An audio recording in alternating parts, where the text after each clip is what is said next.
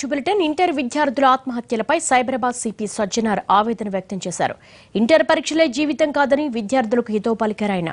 తల్లిదండ్రులు, టీచర్లు కూడా విద్యార్థులపై ఒత్తిడి పెంచొద్దని విజ్ఞప్తి చేశారు. కోచింగ్ సెంటర్లు విద్యార్థులను ఇతరులతో కంపేర్ చేయొద్దంటున్న సిపి సజ్జనార్తో Kamal face to face. Fail అయ్యామంటూ ఆత్మహత్యలకు పాల్పడుతున్నటువంటి విద్యార్థినులకు భరోసా ఇస్తూ పోలీస్ శాఖ కూడా ముందుకొచ్చింది. సైబరాబాద్ కమిషనరేట్ పరిధిలో మేడ్చల్కు సంబంధించినటువంటి నవ్యశ్రీ ఆత్మహత్య చేసుకోవడం సైబరాబాద్ కమిషనర్ సజ్జనార్ను పూర్తిగా కలిచివేసింది. ప్రస్తుతం సైబరాబాద్ సిపి సజ్జనార్ గారు ప్రస్తుతం అంతా ఉన్నారు. సార్ చెప్పండి, గత రెండు రోజులుగా మీరు చూస్తున్నారు, ఇంటర్ రిజల్ట్స్ వచ్చినప్పటి నుంచి కూడా రాష్ట్రవ్యాప్తంగా ఆత్మహత్యలు జరుగుతున్నాయి. మీ పరిధిలో కూడా ఒక అమ్మాయి ఆత్మహత్య చేసుకుంది. ఏం చెప్పబోతున్నారు దీనిపై? అదే నవ్యశ్రీ చనిపోవడం చాలా బాధ అనిపించింది.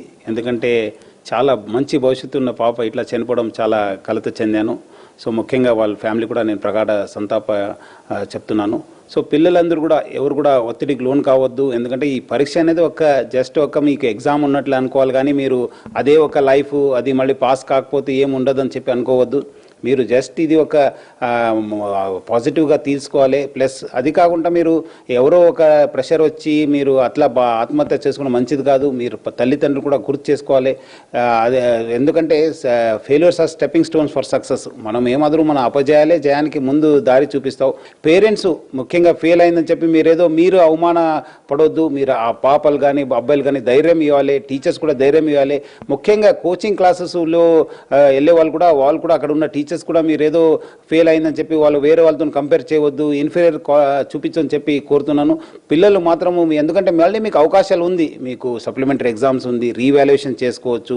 మీరు అవసరమైతే మళ్ళీ నెక్స్ట్ ఇయర్ మీరు ఒక ఇయర్ గ్యాప్ చేసి ఇంకా మంచి మార్క్స్ కోసం మీరు ట్రాక్ చేయాలని చెప్పి కోరుతున్నాను.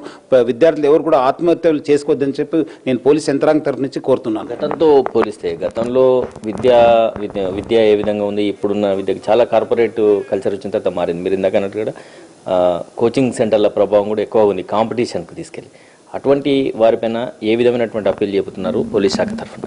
అదే వాళ్ళు కాంపిటీషన్ ఉంది, మీరు కాంపిటీషన్ ఉంది, మనం ముందు రావాలని చెప్పి అందరికి ఉంటుంది, కానీ కొన్నిసార్లు మనకు కాకపోవచ్చు, కొన్ని అనేక కారణం వల్ల రాకపోవచ్చు, మనం సక్సెస్ కాకపోవచ్చు. సో మీరందరూ కూడా కోచింగ్ సెంటర్ వల్ల వాళ్ళకి ధైర్యం ఇవ్వాలి.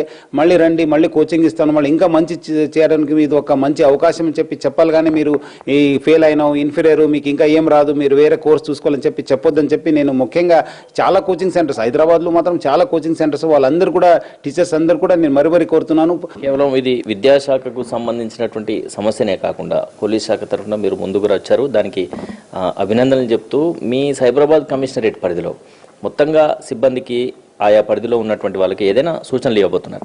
ఆల్రెడీ మన ఆఫీసర్స్ అందరూ కూడా చెప్పడం జరిగింది. ముఖ్యంగా మన జాగ్రత్త కళా బృందం ద్వారా కూడా మనము ఇంటీరియర్ ప్లేసెస్ కూడా మనము ప్రోగ్రామ్స్ ఇవ్వడం జరుగుతుంది. విద్యార్థులకు కూడా మీరు ధైర్యం పడవద్దు, మీకు మంచి భవిష్యత్తు ఉందని చెప్పి కూడా ఆ మెసేజ్ కూడా ఇవ్వబోతున్నారు. సో ముఖ్యంగా ప్రజలందరూ కూడా కోరేదంటే పిల్లలకి, ముఖ్యంగా పేరెంట్స్కి మీరు అదరే పడవద్దు, మీరు అందరూ కూడా పాజిటివ్గా తీసుకుని మీరు ఇంకా మళ్ళీ ఎగ్జామ్ రాయాలి. మీరు అందరూ కూడా ఆల్ ది బెస్ట్ కోరుతున్నాను.